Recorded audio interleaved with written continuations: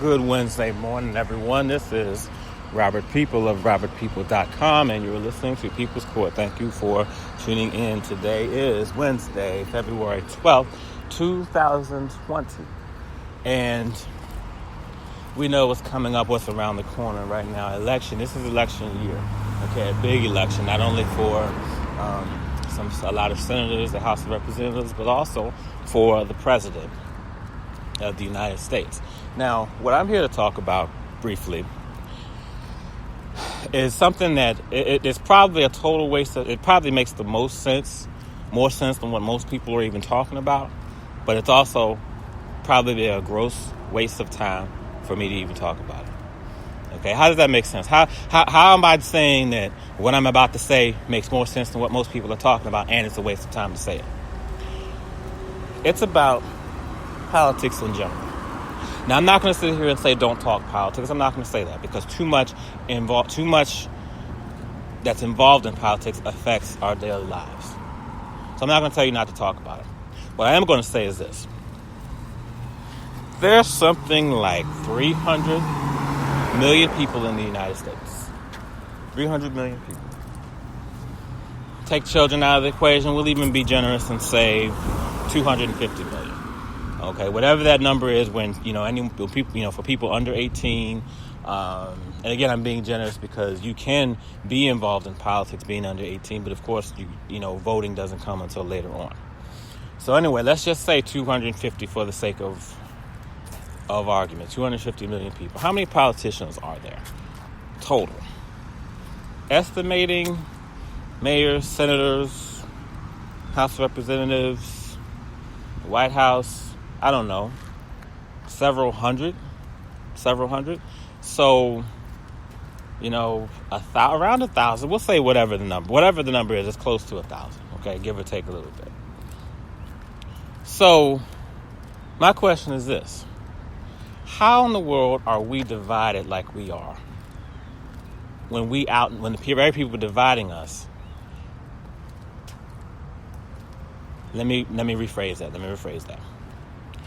How is this country as divided as it is? How are we as divided as we are when we outnumber the very people dividing us by that much? We're not talking 5-on-4 basketball. We're not talking about 11-on-10 football. Okay? We're not talking about 9-on-8 baseball. We're talking about 250 million to about 1,000. How in the world are we not able to outsmart them? How are we not able to see what it is that politicians are trying to do? And with this administration, it is so much more blatant than it's ever been. So much more. Because the effort's not even there. The effort's not there. Very idiotic things are being said, and not even to the point where it's about believing or not believing it. It should be more of a slap in our faces as American citizens. It should be an insult to our intelligence that some of the things are coming out of the mouths of some of these politicians. An insult. And the problem is that so much of the country is so brainwashed that you're not even seeing that. Some folks are being told they're stupid right to their faces, and they're not getting it.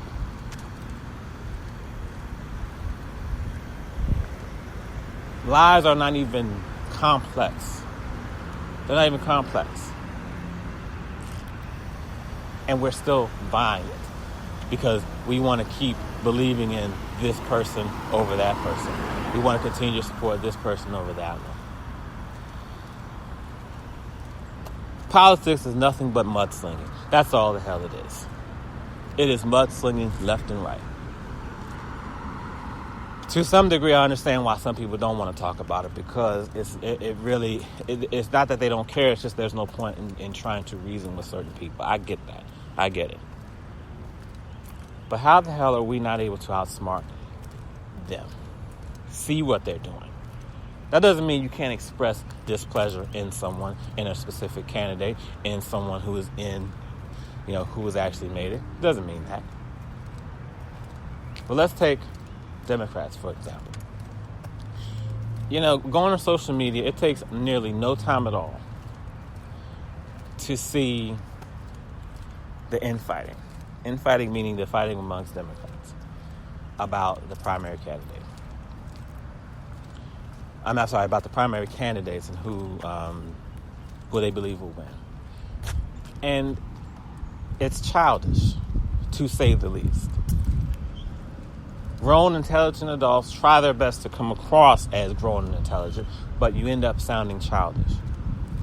People are saying things like, if you don't get this, you're stupid. You're stupid? Like, what grade are we in to just call people stupid because they don't want to see it our way? That's what I saw this morning. They went on and on about something and then said, if you don't see that, you're stupid. Like, okay. All right, now that you've gotten that out, you can go on to high school before you miss your bus, because, come on, you're stupid if you don't get it. Like, that's what we're resorting to now? People are saying things like, this person, quote, can't win. You can tell the future now? How can you say someone cannot win? I can understand you saying they won't. Your candidate's going to win. They won't. The other one won't. You can say that. Any game, any sports competition, that's what people say. My team's going to win. Your team won't win. But saying can't. Who are you to say somebody can't win something?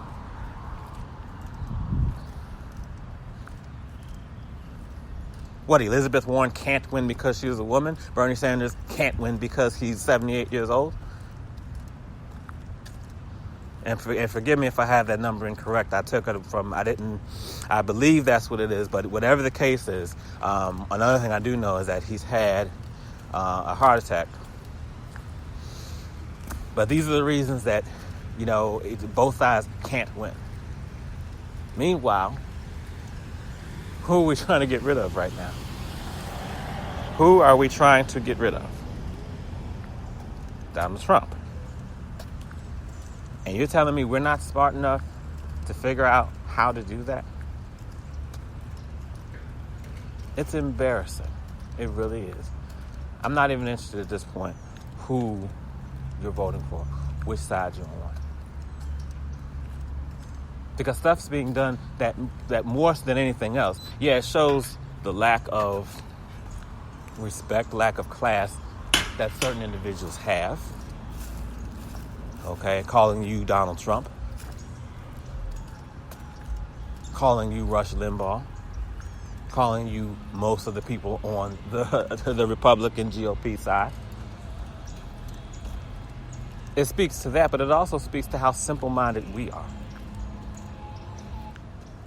People are so afraid to say something against the person they support that it's silly. People are supporting Donald Trump more than they support their own family members, their own friends, their own children. They'll throw their children under the bus quick, but God forbid you say anything bad about Donald Trump, shame on you. Come on. Donald Trump is nothing to write home about, but he's doing exactly what he said he was going to do. He's running the country like a businessman. That's pretty much the only promise he kept. I can shoot someone on Fifth Avenue and not lose support. He kept that one too. Because Lord knows he's doing everything under the damn sun, and people are still backing him up as though he's done nothing. Nothing wrong at all. Yeah, it's despicable when people do things that aren't right. But that little part of me, I think a little part of all of us, are of the variety to say, you know what? If you can get away with it, why not? If people aren't smart enough to figure it out, or aren't intelligent enough, or aren't mature enough to get it, why not do it? Why not continue? Why stop? In his mind, if it ain't broke, don't fix it. Are we a broken and messed up country? Yeah, right now we are. And politicians are exploiting that. The 1,000 or however many politicians are exploiting the hell out of that. Because as long as I can tell you, as long as I can convince you that it's the other person's fault, you'll never look at me. Right?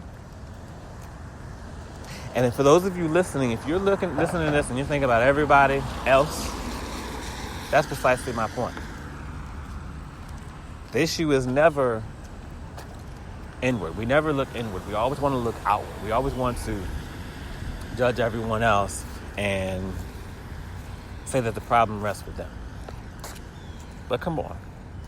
You're telling me that we, as supposedly mature, grown, intelligent adults, and numbering upwards of 250 million, can't outsmart 1,000 people?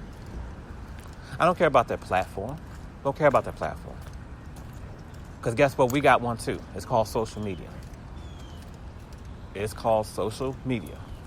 So don't talk to me about them having a public platform and they have all the news outlets and all this and that. Because guess what? If we really wanted to do something, we could. Easily. Problem is we don't want to do anything.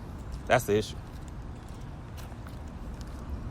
We don't want to raise too much. We don't want to rock the boat too much or ruffle feathers, that much, because all that's going to mean is we got to be honest about the person we're supporting. And I mean brutally honest. Everybody loves brutal honesty. Everybody loves keeping it real. But we're not going to rock the boat that much, because that means we're going to have to do that about the person who we support. Why are people on social media threatening to vote for Donald Trump if their Democratic candidate doesn't win the primary? Are we in that bad a shape that we'd rather let Trump remain than to say, you know what, we need to get him out of there? I mean, let's take what I just said earlier. If Elizabeth Warren quote unquote, can't win because she's a woman, and Bernie Sanders, quote unquote, can't win because he's older, close to 80, recently had a heart attack, who does that leave? Not the independent candidate. Unfortunately, we're not in a place where an independent's strong enough to win. Not to say that they aren't a viable candidate, but where we are today, it's just not. We're not in a good place for that. What does that leave? That leaves Trump remaining. I would love to have been around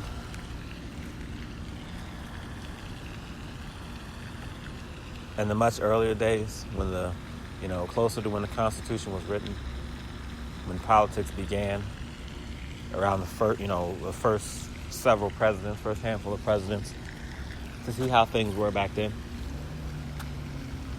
I don't mean history books. I can look at history books all day, but I would love to have been around. No amount of reading can substitute actually being there. And I would have loved to see how things were at that time.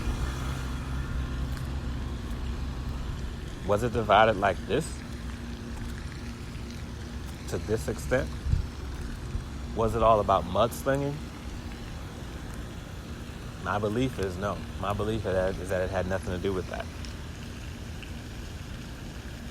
The candidates were all about what they can do for you, rather than what the other person can. Somewhere along the line it became about that, and now we're sitting in a place in 2020,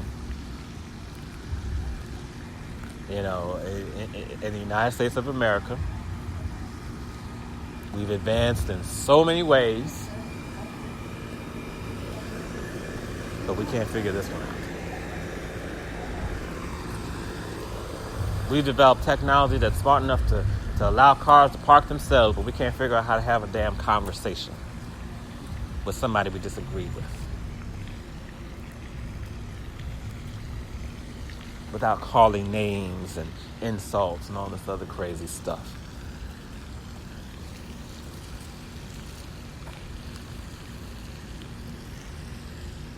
We can hop in the car and drive anywhere in the country,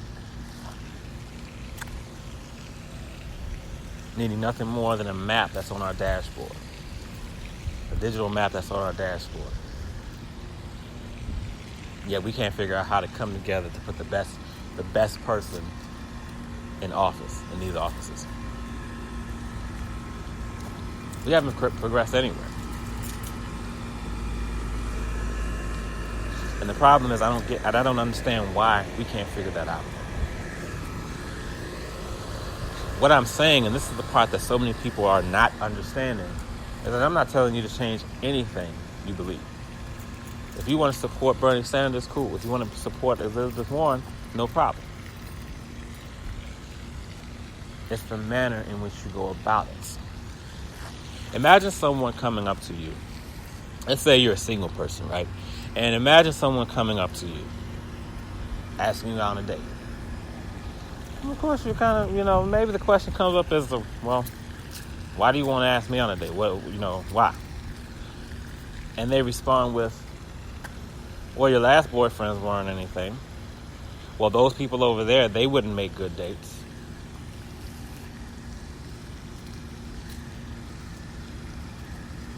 These other girls who are after you, they're not this and all that. Imagine that being the way people sell themselves to you, is by doing nothing more than telling you about how screwed up everybody else is.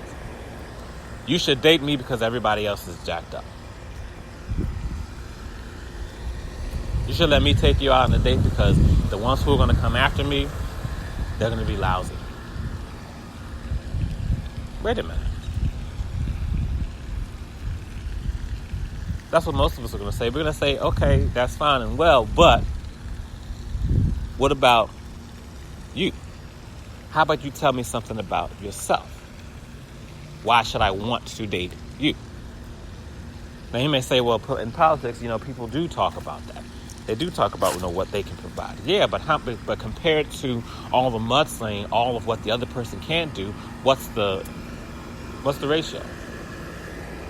Whole entire commercials, whole advertisements do nothing but speak about what the other person can't do. I can't tell you how many times I was fooled, by a commercial when at the end they said, paid for by such and such, or I am XYZ and I approve this message. And I'm like, oh, the commercial wasn't like about them, it was about whoever else. Don't even mention what they can do. The entire advertisement is mudslinging, the whole thing. The other person can't, and can't. And I'm such and such, and I approve this message. Well, that's nice. That's one thing you actually did, is approve that message. But what else do you have? What else can you do besides approving messages of negativity? But I can't entirely blame them because, again, they're doing exactly what we want. Speaking of which, so is the media. So I'm not going to blame the media for that either. We have all these scapegoats to justify why we can't think for ourselves, why we can't be smart enough to outsmart, wise enough to outsmart politicians.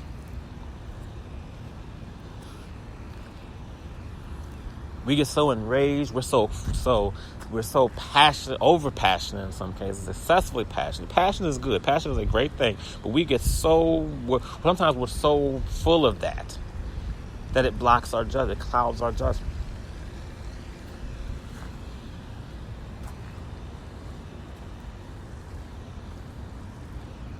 Anytime death threats come into play, and that's not enough to make us say, whoa, let's slow down here.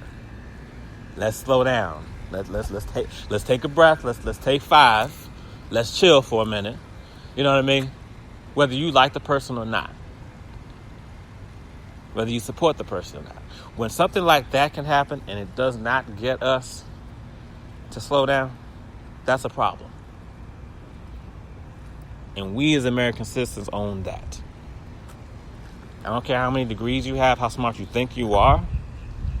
When it comes to this, you need to go back to school.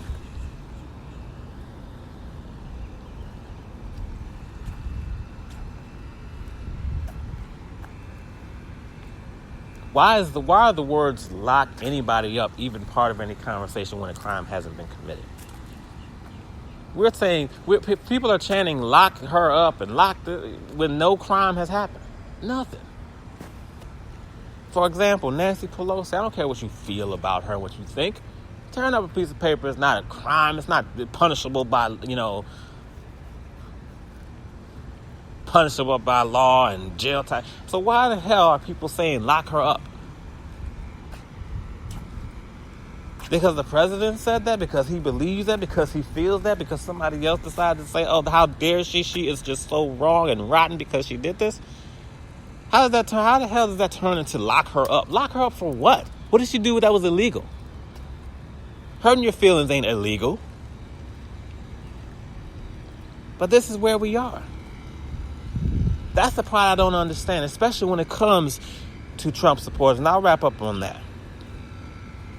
No, it's not just them, but the support. I mean, he sits there and these entire hour-long rallies, 2-hour-long rallies, are nothing but the insults to the intelligence of the people who are sitting there.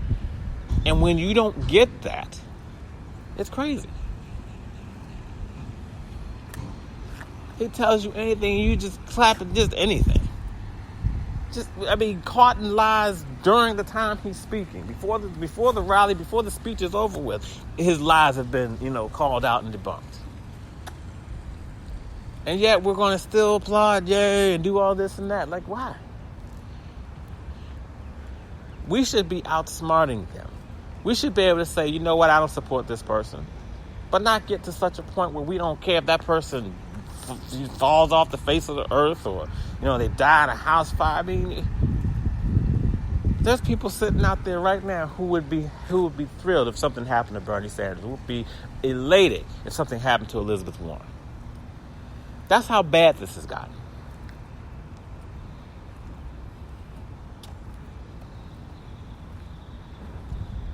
Rather than just being a case of, you know what, Bernie's not my type for this one. I'm going to ride with Elizabeth Warren, Rather than just going that, I know we got to spend all day and night, and Bernie ain't this, and he's that, and all this, and he's going to die, another, let's look at his medical records, he's going to die in 5 minutes, and all this crazy stuff. When Elizabeth Warren is a person you support, it's like, okay, let's just focus on who we support. Politicians now are exploiting that. That should be an insult to every one of us. If you have an ounce of sense in your head, it should be an insult to you. They're playing on your weakness. They're exploiting your weakness. It should be about everything you can do. I gave you the example of the person asking you out on the date before. Here's one more example. And I'll call it a day on this one. Imagine calling a plumber and they show up at your house. And you want to see credentials. You want to see credentials, what's their company? You go outside, you see, it's an unmarked van that shows up. You're like, okay, well, let me see something that tells me that you're, actually a plumber. And all he says to you is, well, the last person was here, didn't fix your stuff right. So, whatever. And chances are the next one who comes, he's not going to do a good job either. And imagine that was all you got. That's the only thing you got was them saying that. With nothing about what they can actually do. You might say, Robert, that's not the same thing. That's exactly the same thing. It's exactly the same. Because what politicians do now, they're banking on you spending more time hating the other person. They want to spend more time getting you to hate the other person so it's easier for you to support them.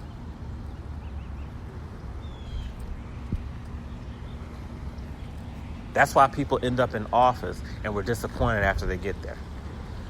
Because we spend so much time being angry and on fire about the one we don't want to support, the one we don't want to vote for, the one we don't like, that we're not even focusing on what the person we're voting for can do for us. Oh yeah, every once in a while you might get, this person, this thing or that thing. They might say, oh, I can do this, I can do that. But the focus is not that. That's not the main priority. It's to let you know what they can do. They'll give you a little something so they can say they did. But most of it's going to be about how much the other person can't do. And seriously, with so many of us out here, we should outsmart them easily. And it's a damn shame we can't. They know we can't. And that's exactly why we're sitting where we are today. 250 million to 1,000. And they are bitch slapping us all over the place, all day, every day. And if you're one person who's saying they're not doing it to you, if you're the one saying, if you're someone saying, oh no, that ain't me, doesn't apply to me, you're exactly the person they like. Because denial is the first sign of being brainwashed. That's exactly what they want to hear. And that's exactly what they're going to tell you. No, we're not doing that. They love people like that. But we should be way better than what we're doing. This is Robert People of robertpeople.com. Thank y'all for listening. Have a great Wednesday.